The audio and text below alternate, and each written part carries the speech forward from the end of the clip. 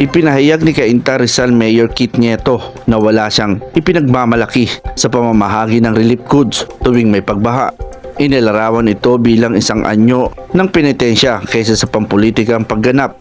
Ayon kay Nieto, nabigo ang mga tao dahil hindi nasolusyonan ang kanilang problema kahit gaano pa magsikap at kahit nasubukan takpan ang mga kahinaan ng pamahalaan sa pamamagitan ng pamamahagi na pagkain. Hindi pa rin ito sapat. Isinulat ni Nieto sa isang post sa Facebook habang binabayo ng bagyong Krising ang ilang bahagi ng Rizal.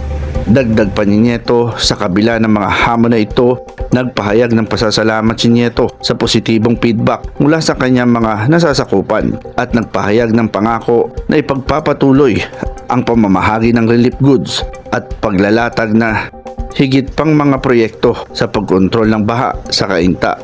Hindi pa lahat ay nalulutas pero may mga bagay talagang nagbago. Magpapatuloy sa paggawa nito kahit ano pang mangyari.